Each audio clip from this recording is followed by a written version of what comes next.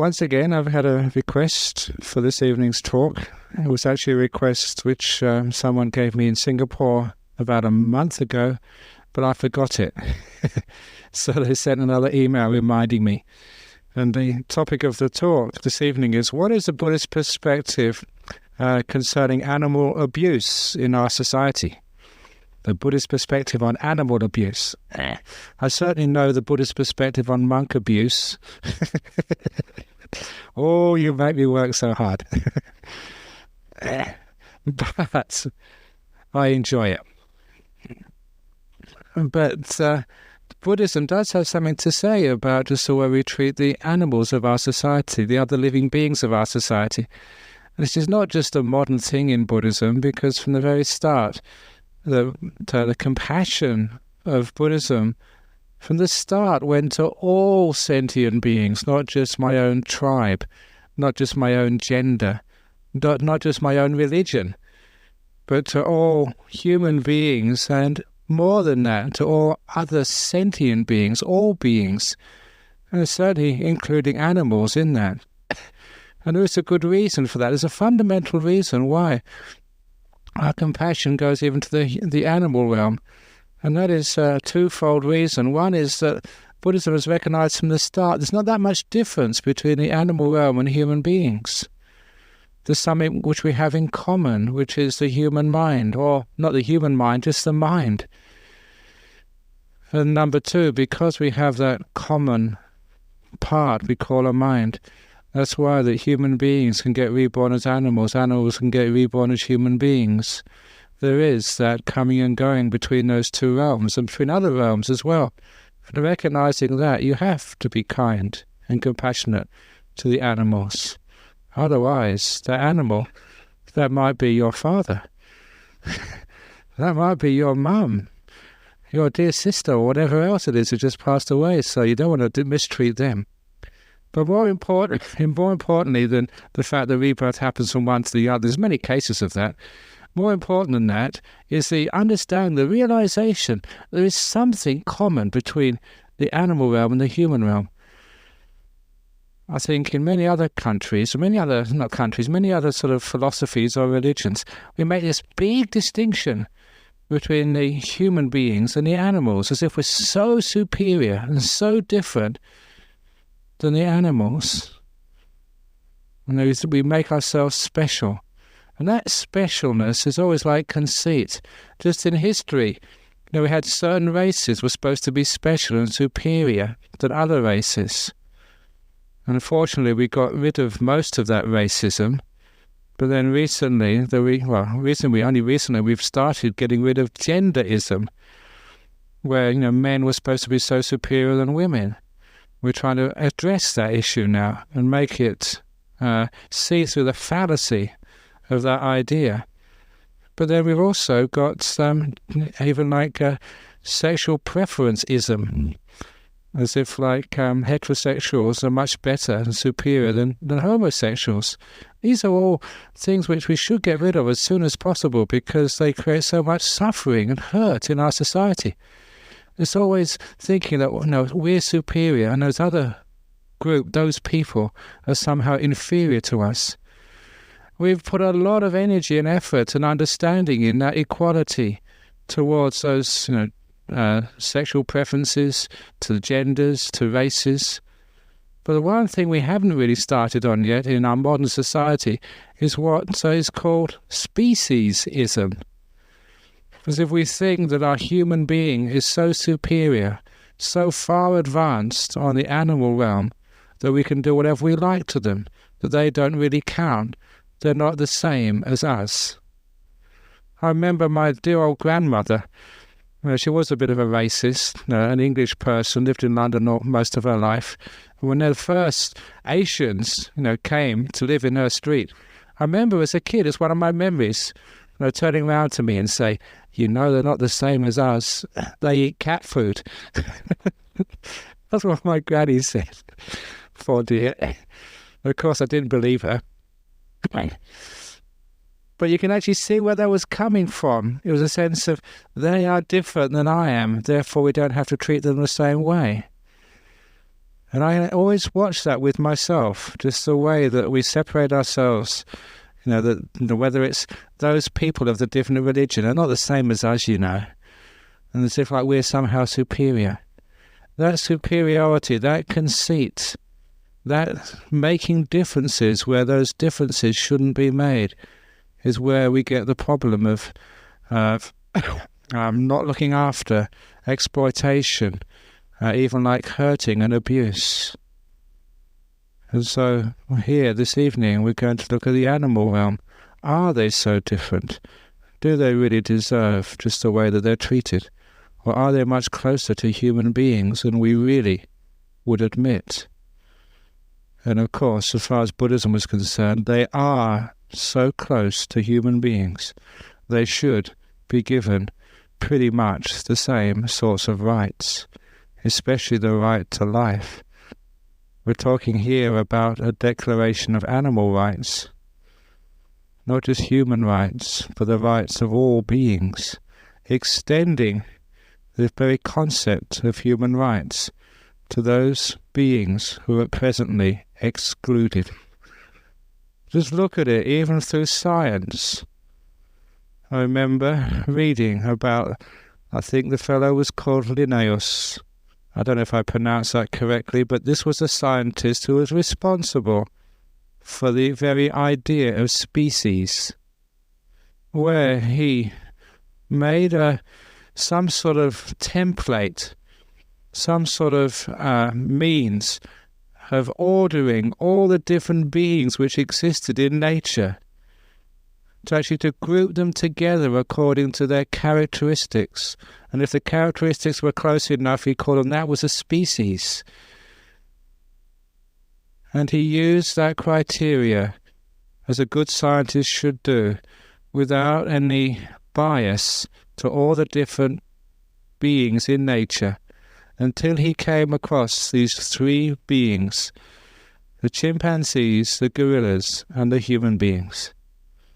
According to his criteria, according to all the science and reason and logic, he came to the conclusion that this was one and the same species.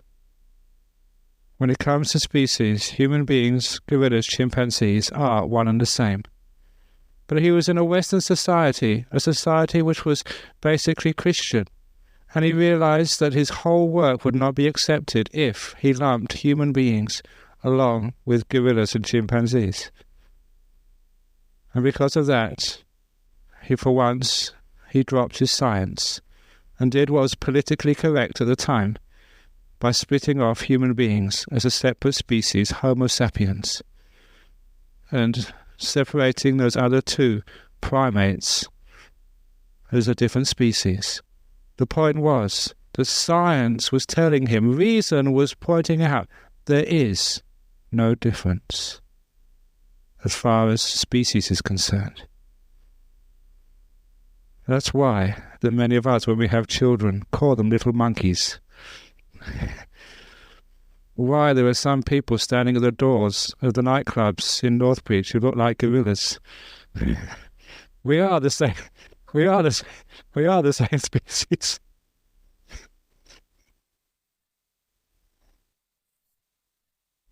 Now you see that it's making a connection there, a bridge between the human beings and other animals. And once you start making it with one group of animals, it becomes very easy to make it with other animals.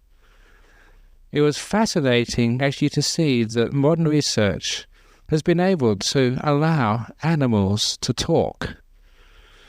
The two which I remember because I saw documentaries of these two, one was a gorilla in, I think, the zoo in New York called Coco, who was taught sign language. Just as we have sign language for those people who cannot speak, and the ability to teach young children who are born disabled, to teach them to speak with sign language, that ability to teach has been so well refined that they applied the same techniques to a gorilla to see what would happen. And this gorilla learnt it very well and could communicate with its owners, with the psychologists, in very clear sign language. And what really shocked the psychologists who were doing this little experiment was to see Coco, when he thought he was by himself, talking to himself. Not communicating with anyone else, but communicating with himself, which was actually showing there was a verbal intelligence there with that animal, which was completely unexpected. He was behaving like a human being. The other was a parrot, a grey African parrot called Alex. I saw this in an article, and when I heard that there was going to be a documentary about Alex the parrot on the TV, I got someone to videotape it for me, and I saw the video. And it's a sort of video which sends like the hairs on the back of your head, if you had any as a monk, it would send them sort of up, because it was very, very spooky. Because there they taught Alex the parrot. You know that grey African parrots can actually vocalize words. You're probably seeing that in the zoo. Things like minor birds and parrots and cockatoos. Some of them actually can say words which sound exactly like human words. They can vocalize. But this particular grey African parrot, they didn't just teach him like 1 or 2 words. They taught this parrot a whole vocabulary. And then they wanted to see whether this parrot could use that vocabulary intelligently. And the parrot could recognize things, and could actually even work out sort of new words. And I saw in this documentary this parrot talking to these psychologists, having a conversation. This wasn't sort of special effects done by DreamWorks in the US. This was like a real parrot talking. It was only a limited conversation. I don't think we can invite that parrot to Dhammaloka Buddhist Center to give an hour-long talk on Buddhism. But nevertheless, we could give a reasonably intelligent conversation. And what really convinced me that this was an intelligent parrot was when it threw a small tantrum. It was on its little perch, and it sort of said, "I'm bored," and stalked off.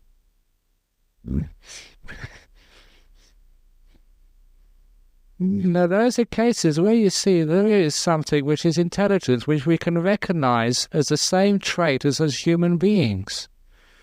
When we can recognize those same traits, those intelligence, even like speech, it means that that distinction between human beings and animals is broken. We see what we have in common. In the same way, eventually, my granny, because I think a Pakistani couple took over the corner shop, and she became friendly with them. And she realized, hey, they are the same as us. Hey, animals are the same as us. Even though cats do eat cat food, they are the same as us. They deserve the same rights, the same respects, and not abuse. In the same way that we had made slaves, or rather the Western world made slave of Africans. Now we look back upon that as one of our great abuses. We shouldn't have done that. Now we make slaves of animals. In future times we'll realize we shouldn't have done that. Animals have emotions. Animals have intelligence.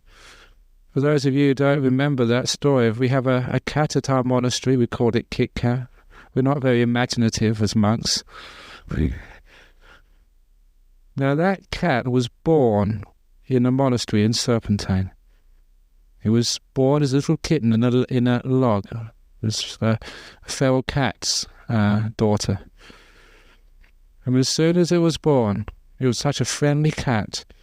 And the monks need a bit of emotional support with a little cat around. And so it became part of our community very quickly.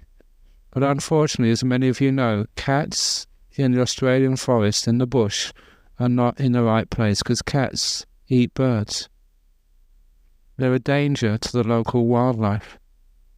So even though we decided to actually, what we call in our monastery, to monasticize our female cat, so it didn't have kittens, that you all know what that means, to monasticize it.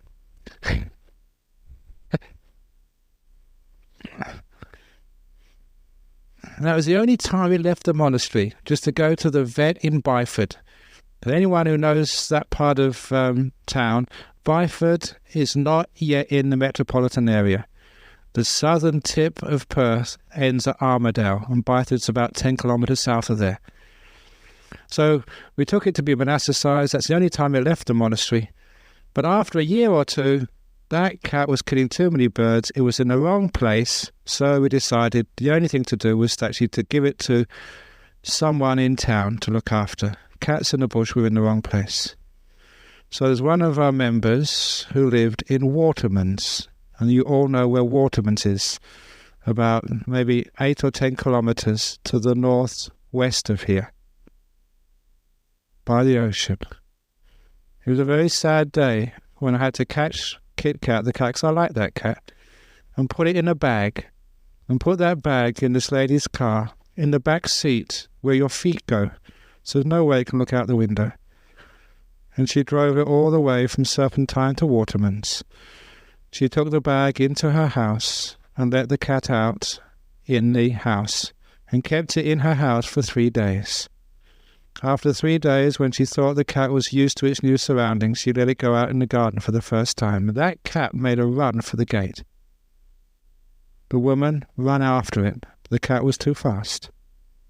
It was a Saturday, and I was on duty here at Noramara. She rang me right afterwards. I'm terribly sorry. The cat has escaped. I thought that cat, because it was a clever cat, would find its way back to Serpentine. It never did find its way back to Serpentine. It found its way back to Noramara. It had never been in the metropolitan area ever before. It made its way from Watermans to the front wooden door of that building over there in 2 hours. I heard a mewing at the door about 2:30. I was getting ready for the afternoon meditation. I opened the door and I couldn't believe that was Kit Kat. That cat had found me in the whole of Perth. The only sort of person it knew in this whole big city. It made it from Watermans to Noramara in 2 hours across the freeway. His poor little paws were sort of red hot. It was a hot day in the summertime. How can a cat find its way to Noramara? Even many of you get lost trying to find a place. And you've got the UBD, you've got mobile phones, you've got the RAC to come and help you. That cat was not a member of the RAC. It couldn't use a phone book. It couldn't look in the UBD. It found its place in 2 hours. 8-kilometre run. And of course, as soon as it did that, we realised that cat, we can't sort of get rid of it. It belongs. So it's, still in our monastery at Serpentine. Now that is intelligence. It's not an I washed my robe that weekend. It couldn't smell it. It can't smell a monk from 8 kilometres away. How on earth can that happen? And many of you had other stories where that happens. There is great intelligence in those animals. And when you realise that, you realise there's not that much difference between us. Even like animals talking. I was always fascinated, not just with Buddhism, but with some of the mystic tradition of Christianity. And of course, you all know of a person called St. Francis of Assisi. I was always, of all of the monks in Christianity, that was the one which was closest to being a Buddhist monk. Just the way that he lived, would always beg for the food, would never have any money, would live out in nature. Very similar to a Buddhist monk. And what was even more similar was this person was reputed in history to be able to talk with animals. The animals were able to talk with him.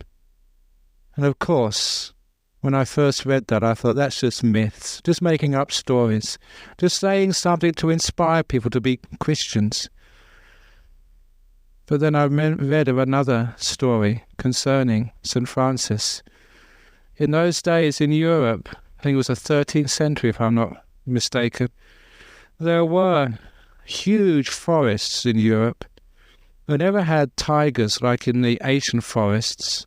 They had wolves. And those wolves were just as dangerous. They would actually kill people and certainly they would eat children. And as he walked into one of these walled towns in Europe, I think somewhere in Italy or Germany, the people there were actually quite surprised he'd made it, because there was this huge wolf in the neighbourhood who had already killed many children. And they said, "You're very lucky to have made it into this town. We've lost so many. We tried to hunt that wolf. We haven't been able to find it yet." And according to the story, that St. Francis, out of compassion for animals, said, "Well, where is it? I'll go and try and solve the problem." And so he went out again looking for the wolf. According to the story, he found that wolf and asked the wolf, "Why are you eating so many children?" And the wolf replied, according to the tale, "Because I'm hungry. It's been a very hard year in the forest. There's nothing to eat. So I have to eat the children because that's all there is." St. Francis said, "Well, if I can get you other food, will you stop eating children?" "Of course," said the wolf. And according to the story, St. Francis led the wolf into the town. And they saw this huge wolf following meekly behind this little monk. And they said from that time on, the townspeople made sure that wolf had something to eat and became almost like a pet of the town. So such was the story, which I thought when I first read it, they'd made up. But about 60 years ago, in that very town, in the local cathedral, they were doing some renovations. Even if you go into the cathedrals in Perth, you see in many of the walls there's little plaques saying who died, and their ashes are actually behind those plaques. The same in our monastery in Serpentine. On our front wall, we put the ashes of the dead in that wall and put a plaque on the outside. It's common to bury the ashes of dead people in churches or monasteries. The reason why we do it in Serpentine is because eventually we want to put a wall all the way around and have the ashes all the way around the monastery, so we're protected by the ghosts of the departed, so no one will dare to come in because we've got ghosts all around. But anyway, they were doing renovations, and they opened one of these niches, and in the niche was not the bones of a human being, but it was the bones of a huge wolf. Evidence, hard evidence that maybe that story was true. And I think it is true. You can talk to animals, and animals can talk to you if you are sensitive enough. One of our old caretakers, those of you who've been here long enough, remember Jasper? When he was staying here, he would work at our monastery, doing some just gardening work. And he would come every morning and go back again, come back for here to Nonamara. He told me one day at the corner of the road, the junction between the Southwest Highway and Kingsbury Drive, he went up there one morning, he saw there was a parrot on the ground, lying dead. He'd been hit by a car. But what took his attention was on the branch of a tree, looking down, was another parrot. Was looking down at the parrot lying dead on the ground. When he left work at our monastery that afternoon, the dead parrot was still down there, and so was the parrot on the tree. No parrots mate for life. He thought maybe those parrots were partners, husband and wife. One of them being killed, the other was up on the tree, looking down. He was surprised the following morning. He expected to see the parrot on the ground, but he never expected to see the parrot on the tree. Hadn't moved, was still looking down. That afternoon, they were still there. He said for 3 days, that parrot up on the tree didn't move. What does that sound like to you? To me, it sounds like grief. A parrot was grieving for his partner who had been killed. Animals cry. I've seen animals cry. One of the great stories which I have about the compassion to animals occurred at Karnak prison farm. Many of you know that before I became abbot, I used to go there to teach meditation regularly. And this story was told to me by one of the prisoners. When I turned up at the session, there was somebody waiting for me, this big Irish prisoner. It was strange. I must have been, just my character, I suppose. But when I saw this huge guy with big bushy hair and a beard and scars all over him, straight away I said, "Sir, you've come to the wrong place. This is meditation." I thought, you don't expect to see a guy like that in my meditation group.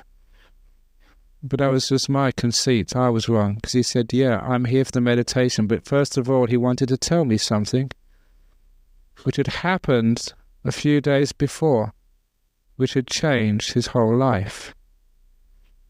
He told me that, for those of you who know Karnak prison farm, it's a prison farm. It's supposed to be for prisoners who are about to be released at the end of their sentence or with short sentences. And they have a farm there because they want to, number one, try and give some of the prisoners a job after they leave in the farming industry. And also, by having a farm there, they can cut their costs. They can actually grow vegetables, but not just vegetables, meat, which they can actually ship around the prisons in Western Australia. And of course, farms have animals. And the one thing about Karnak prison farm, they have their own slaughterhouse on site. They kill the animals there. And one of the jobs the prisoners have is working in the slaughterhouse, up to their knees in blood. And when I heard that, I thought, what a stupid idea.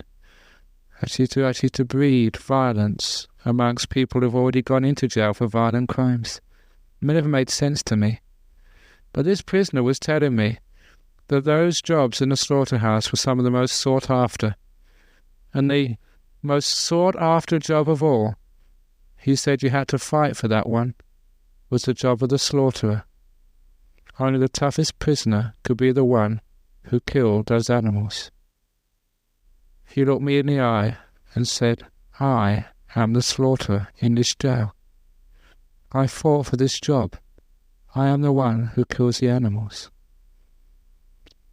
But he went back and told me his background, how he'd come to prison, how he'd come to that job. He spoke with a very thick Irish accent. He'd come from Belfast. I think many of you know just what had happened in Belfast over the last 30 years. The Troubles, as they call it. And he told me to give me some background. I remember this story very clearly. He said, just to let you know how I was brought up, I was stabbed for the first time when I was 7 years of age. In the school playground, he said. One of the tougher kids in the school came up to me and demanded the money I had for my lunch. He said, I said no. The older boy drew out a long, sharp knife. If you don't give me your money, I will stab you, he said. The Irishman talking to me said I thought he was bluffing. So I said no. He never asked us third time. He just plunged the knife into my arm and drew it out slowly and walked away. He said with blood streaming down my arm, in shock more than in pain, he ran out of the schoolyard. His father's house was just round the corner. He ran in, his father unemployed at home. What's wrong? I've just been stabbed. His father took him into the kitchen straight away, but not to put anything on the wound. His father opened the drawer, took out another knife, gave it to his son, and ordered him to go back to school and stab the boy back. He said that's how he was brought up. That's why he'd been in many jails. You could see from the scars. He wasn't such a big man. He probably wouldn't have survived that long. Now he's in Karnak jail. He'd fought for the job of the slaughterer. He told me that what he did. In that slaughterhouse there were strong stainless steel rails, wide at the entrance, which narrowed down to a passage such that one animal at a time could eventually walk through the passage, Next to the passage on a platform was where he stood with an electric gun. He said the charge in that gun was strong enough to kill even the huge bulls. But he also said that no animal would ever stand still enough to aim properly. So he said his routine was one shot to stun, to keep the animal still enough. The second shot was when he would aim at the right place and kill the animal, whether it was pigs, sheep, cows, whatever. He'd been doing this for a long time, he said. Those animals had to be forced into that funnel with electric prods, or more usually dogs. They'd all be screaming, trying to escape, and screaming in their own way. But he said what shook him was a couple of days ago, he said they were killing cows. And this is where he started to swear. I won't say what he said, but it was very thick swearing, because he started to get excited. And he said it's God's own something truth. This actually happened, he said. It was confirmed later by the prisoners. This wasn't a lie, this actually happened. He said they were killing cows, one shot to stun, second to kill. When? A cow came into that passage like no cow he'd ever seen before. It had its head down, making no sound, making no effort to try and escape. He just walked what as a Buddhist meditator would say mindfully into place beneath his platform, willingly, quietly. And then when it was positioned itself voluntarily, knowing it was about to be slaughtered, he lifted his head, turned round at this Irish executioner and stared him in the eye. He said at this point he lost it. He'd never seen any animal behave like this, making no noise, not sort of agitated, not trying to escape. He said even though he had the opportunity to aim the gun in the right place and kill that animal with one shot, he just couldn't do it. The cow was looking right through him, had eye contact. He didn't know what was going on, because he'd never seen this ever before. Now you all know, you've all seen cows, how big the eye of a cow is. The cow was looking right into him, and he couldn't move his eyes away from the cow's eyes. He noticed something strange happening in the left eye of the cow. Water started to build up above the lower eyelid. He saw it grow and grow and grow until it was too much for the eyelid to hold back. He saw a trickle of water running down the left cheek of the cow. That threw him into timelessness, he told me. He didn't know how many minutes or hours or seconds. But then he saw the same happening in the other eye. Water growing and growing above the right eyelid, the lower eyelid of the right eye, until that water too was more than the eyelid could hold. And another trickle of tears was coming down the cheek of that cow. The cow was crying. That's where he completely changed. Long closed doors to his heart opened. He threw down the gun. He swore again. He said, that something cow ain't dying. You can do whatever you like to me. When he came to see me, he said he's a vegetarian now. This was a very violent man who was converted by the tears of a cow that cried. Cows have emotions. They have feelings. They are not that much different than you or I. Each one of you have probably had animals as pets. When you get to know those animals, you get a feeling that these aren't that different than human beings. When you realize that animals do have emotions, they do have speech, they do have intelligence, they do have feelings, why on earth would you abuse them? Why would you go fishing and put that horrible hook in a fish's mouth? Sometimes Buddhists tell me, they say, they go fishing for peace and quiet. So I tell them, okay then, if that's the reason, then you can go fishing. I advise them, go fishing. But when you go fishing, make sure you don't put the hook on the end of your line. You can dangle because no one will know, no one will guess, because they can't see you've got nothing on the bottom there of your line. And then it's even more peaceful. You don't get disturbed by having all these fish sort of disturb you by pulling the line every now and again. So the Buddhist fishermen can always go there as long as they don't put a hook. They just go there with a nice rod, dangle it in the water, and then it's so peaceful all afternoon. Of course, they don't catch anything, but I thought you were only going fishing for peace and quiet. So that's the answer to the Buddhist fisherman. Because sometimes people aren't honest. This is what I heard in Thailand. There aren't any Thais here, but you should be embarrassed about this. Because I asked the villagers, you're supposed to be Buddhists. Why are you going catching fish and killing them? And they tell me, we don't kill the fish. We don't kill the fish. We just take them out of the water and they die by themselves.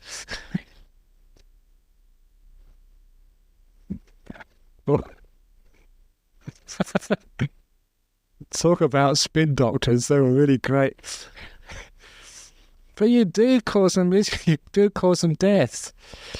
So when you know that animals have feelings like that, then we don't want to abuse them anymore. We don't want to hurt them. We respect them. This amazing thing happens when you respect animals. How animals respect you. And so I was a forest monk. I lived in those jungles. You saw very, very dangerous animals, especially those snakes. And I've told you here that it's not that I've only just stepped on a snake. I peed on a snake once. I just got up early one morning and just went out to the forest to urinate, and I thought it was a stick. Early in the morning, you're a bit sort of dozy, and it started wiggling. I was very, very lucky it didn't sort of bite me, especially as you know what was most exposed at the time. I always say the snake probably thought it was holy water.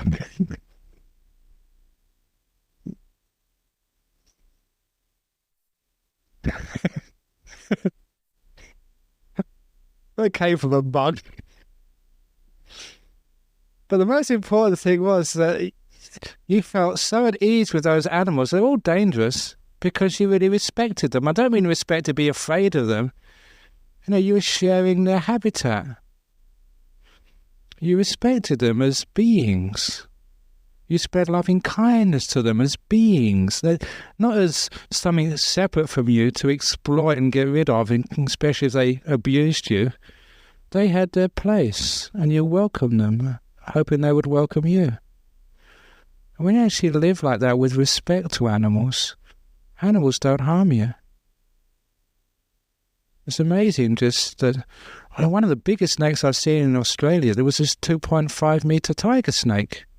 I know it's 2.5 metres. That's when I was doing my long 6-month retreat. It's a huge thing. It came, and the kangaroos were feeding close by. They ran out of the way very quickly. It's this thing very, very huge, straight towards me, just as I was finishing my meal. And it lay straight out under the shade of my hut as I was washing my bowl, only a couple of feet away. And because it was stretched out, I could count it by the bricks. Was a bricklayer. I laid bricks before. One brick is 240 millimeters long with the mortar joint. And I counted it was 11 bricks or 10.5 bricks long. That's 2.5 meters. It's quite a long one. It's longer than you. And it was just looking at me. And I looked at it, said hello, and carried on washing my bowl. When I next turned around, it could have struck me very easily without any problem. When I looked around, it actually changed its direction. Its tail was pointed towards me, and its head was pointing completely the opposite direction. And it was amazing. What I knew was a gesture of fearlessness and respect. It was almost like it was guiding me. It felt no danger at all, as it put its most vulnerable point, its tail, straight in my direction. So many stories like that of animals being your friends because you're the friends of animals. You respect them and they respect you. You can live at peace and you can enjoy their company. Now, when you respect those animals, the last thing you'd ever do would be to abuse them, to exploit them. You actually share your space with them and you enjoy their company. And this is actually why we find that animals have their place in this world. Just like human beings have their place in this world. I think I said a couple of weeks ago, looking at the forest, and every tree in that forest has its place. There are some trees which are falling over. There are some trees which are bent. There are some trees which are dead, but even the dead trees have their place. We don't cut down those dead trees, because those dead trees are the places where the birds nest. Every tree has its use in the forest. Every animal, being has its place. Every person in this room has your place. You're all important. Sure, there are some trees which are taller than others. There are some trees which look beautiful. But that's not the point. Every tree is important in its own way, has its place, is welcome in the forest. Every person in this room is welcome here. There's no, I am better than the person sitting next to me. There's no best tree in the forest. Each got their value in different ways. Every animal has got its value. That's why we respect them. Learn to be at peace with them. Then the animals can help us. When we realize just how much we have in common, and also how much we can learn, how much we can be friends, how much we can share, that we'll stop this terrible speciesism of our planet, where we think, no, animals don't have feelings, therefore we can go and kill them, slaughter them, have these terrible animal experiments. I was actually disgusted once, not once, many times, but this particular time I read in a newspaper about, I think some American company were testing American football helmets. You know, these American people who play American football wear these protective helmets. They were testing these helmets by putting test models on chimpanzees and hurling these chimpanzees at a brick wall, just to test which helmet sort of gave less brain damage. And what a stupid thing to do. Okay, maybe if there's for medical research, there's maybe an argument, but I don't agree with that argument myself. But just for football helmets, killing these monkeys again and again, I don't know how people can do that. I think they can only do that if it's like my granny, when they think somehow that, they're not the same as us. They don't really feel, they haven't got emotions. They don't feel pain. They're just like robots. But of course they're not. They feel. And it's their feelings. When you see animals suffer, they make you suffer as well. If you ever see one of those great ships going out of Fremantle, just packed with sheep, don't know what you feel, but my heart always drops. The poor beings. Why do we do that to those animals? Packed so tight. On the way up here, every now and again, you pass these sheep trucks, and these sheep they're packed so tightly, can hardly move. Sometimes their legs get trapped between the small slits, and you see it. And anyone with any compassion would feel so terrible. Why are we doing that to people? The sheep are people. They're beings the same as us. Why are we hurting animals, beings like that, causing them so much pain and suffering? Can we not lessen that? Unfortunately, in this life, we can't abolish it completely. In the same way that we cannot abolish human suffering, but at least out of compassion we should try to limit it. Lessen needless suffering with our animals. Because animals are beings. When you respect those animals, then you have, for example, this common question which Buddhists ask me. Sometimes they have an animal, like a pet dog or a cat, and it gets very sick. Should you take it to the vet, or should you not take it to the vet? Remember sort of Jasper, I've already mentioned him, telling me about this person who took their Labrador to the vet. And the vet actually, he had a bad eye, something wrong with its eye. And the vet picked it up, so looked underneath it, looked at its back and its head, and told the owner, I'm sorry, you're going to have to put it down. What do you mean, put it down? It's only got a bad eye. The vet said, I've got to put it down, because it's heavy. That was a joke.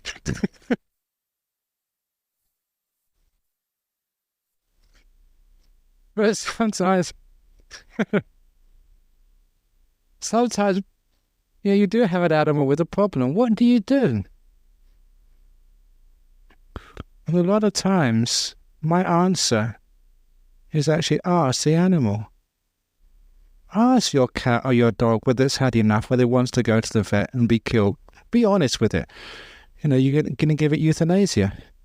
Just like Dr. Nietzsche. It's euthanasia by taking it to the vet. And sometimes you can ask that dog or that cat and the dog wants to go. It has had enough. By asking it, I mean, if you're the owner of an animal, or well, not the owner, but a friend, you should really say it properly, a partner, sharing the same house together, it doesn't take that much to actually to feel what the animal wants. And that's what I'd always advise. Ask the animal, if it's a cat or a dog. Make the question and feel what the answer is. And if you're at all sensitive to the animal who shares your house, you will probably know straight away. You've lived with that animal for so long. You are partners. You know each other. You can feel what the animal wants.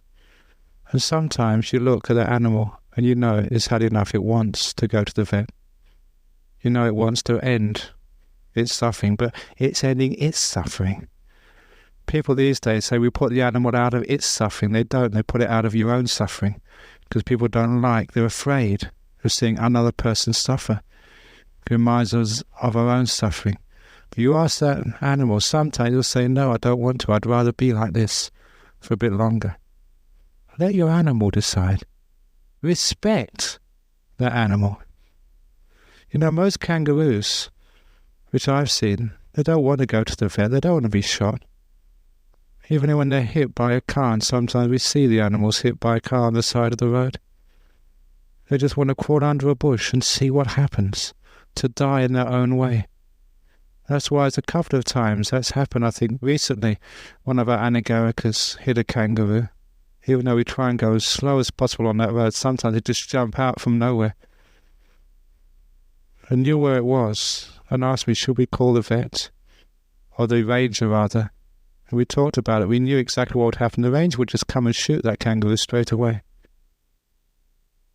I think I know I'm sensitive enough to know those kangaroos. They don't want to be shot. They want to die in their own way.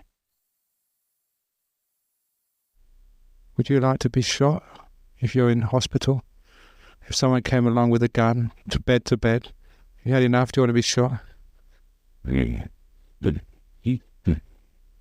You'll certainly free up lots of beds, I suppose, but maybe we should, there's a health crisis, there's not enough beds, maybe we should suggest that to our local state government.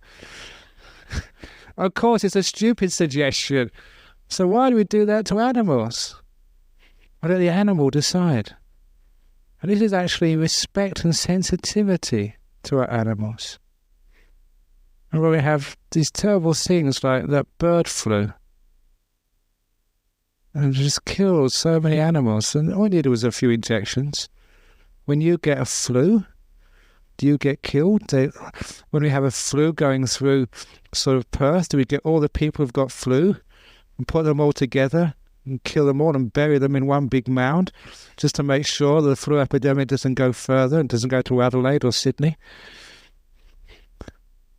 Now, there's one rule for animals, there's another rule for human beings. And I think Buddhism is saying, no, the same rule should apply to both. The only reason they killed so many birds was economics, for the old dollar, for money. I think our society shouldn't just go according to money. Surely we should have things like compassion, the quality of life, rather than the amount of power we have. So as a Buddhist, we've always, from the very beginning, had this respect for animals. There was a whole list of stories called Jataka tales. Before Walt Disney started anthropomorphizing sort of animals with Donald Duck and Mickey Mouse, the Buddha was doing that 2,500 years before Walt Disney even thought of it, with the Jataka tales of animal stories, beautiful animal stories, animals who could speak, animals who had compassion, animals who sometimes sacrificed their life for somebody else. And they're very beautiful stories to read because they touch our heart. They make every being who exists have a place, have respect. So we overcome that speciesism with respect for our world. That's part of ecology. That's part of being sensitive to our environment. Even actually recently someone came to our monastery and said, what about like the feral animals? What should we do with those? Because they're destroying so many other of the beings. Should we actually catch and kill those? And sometimes, I remember as a monk seeing these little worms would come out of the ground when the first rains come, and these black ants would attack them. Sometimes we'd be walking through the forest and the black ants would think your toe was a big fat worm and start attacking it. And just one ant, they would sting you. It was like a bull ant. They were called motlin. And they would make you jump. They stung so much. And you saw this little worm with maybe 10 or 20. And the first time you saw this, you try and save the worm. You knew how much it must hurt. And sort of, get all the little ants off it and release it. But then, was that being compassionate to the ants? Taking away their dinner? And after a while, you realize that respect for nature is actually leaving it alone, not trying to control it, not exploiting it, but respecting it. So I was actually saying to this lady, those feral animals, if we really want to destroy the feral animals who are actually creating so much problem in our natural environment, we should start with killing us. We're the worst of the feral animals who've come to Australia. Human beings. Now, no one would think of actually putting poison out for all the people who actually visit the state forests. But isn't that what we're doing with the cats, with the rabbits, with everything else? Somehow this is a change which always happens. The change of the environment. As certain trees move south, some other flora moves north. Animals come and animals go. This is part of the whole. We respect nature. We respect life. We respect species. We become at peace with sort of nature, the way that life is. Instead of always trying to be these great controllers, exploiters, abusers, we become these people with more respect and gratitude. In the same way that you respect and are grateful for the people you live with, for your husband, your wife. You don't want to call the pest controller in to exterminate your husband. I'm sure that if you had sort of not just termite exterminators, but husband exterminators, I'm sure they do great business in Poland. But it's against the law, thank goodness. But it's not just against the law, but it's against the idea of like learning to live with things rather than learning to just exterminate things which we don't agree with or we don't sort of find harmful or difficult to bear. So in the same way, even the feral animals, we respect them too. Allow them to be. Stop controlling. Nature will find its way. We had this problem with the monastery in Chithurst some years ago. This is a monastery which our sister monastery in Sussex. They had all these rabbits living in the grounds, which was fine, nice. Rabbits are quite cute little animals. But the problem was they would actually stay in the monastery all day, and at night time they'd go into the neighbours' fields, eat all their crops, and come back to the monastery for sanctuary. They're very clever. And of course, all the neighbours, they said, well, you know you're Buddhist and all that, but you've got to be reasonable. This is our livelihood. They're eating all of our crops. You've got to exterminate them. So the monks actually taught about it. It's true, we can't just be compassionate to the rabbits and not be compassionate to our neighbours. They count too. But they did some natural thinking. We don't need to exterminate them. Let's put a rabbit fence around the monastery to keep the rabbits in. So they went to a huge amount of expense, because the rabbit fence, you've got to actually dig it into the ground about, a metre or something, because otherwise the rabbits would actually tunnel underneath it. So they went to this huge expense to put a rabbit fence around the monastery to keep the rabbits in. So the rabbits were happy, the farmers were happy, and the monks were happy. What a wonderful solution. But the farmers thought, you're crazy. Those rabbits will just keep on growing and growing until they just swarm all over the monastery. But that never happened. Maybe it's because the rabbits took the example from the monks and kept the 8 precepts.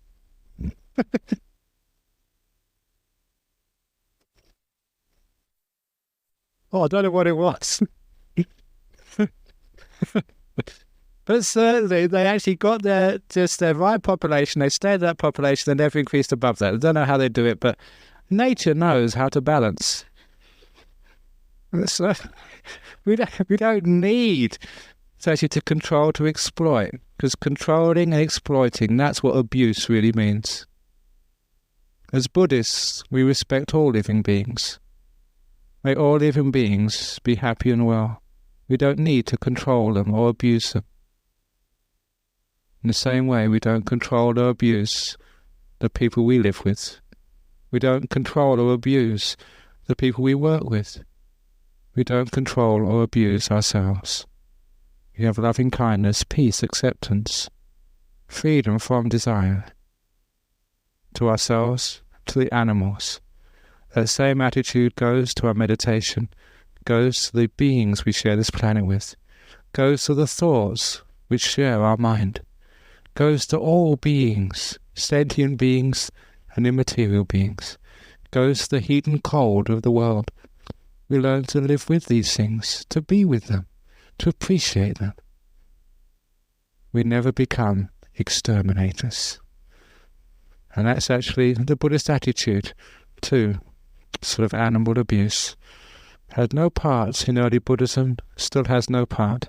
Not only animal abuse, human abuse, child abuse, wife abuse, husband abuse, and certainly what we're really against is monk abuse. And if I go on talking any longer, you'll be abusing me. So thank you for listening to this evening's talk. Has anyone got any questions or comments on this evening's talk? Any questions? There's one at the back, yeah.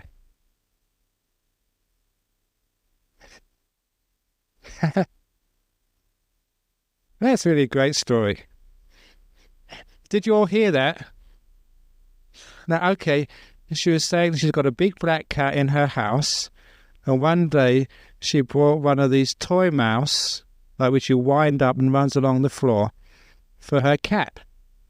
And when she first bought it, she actually wound it up, put it in front of her cat, and the cat just looked at her as if she was stupid, and just calmly walked out of the house and came back in 3 minutes later with a live mouse and just dropped it at the floor.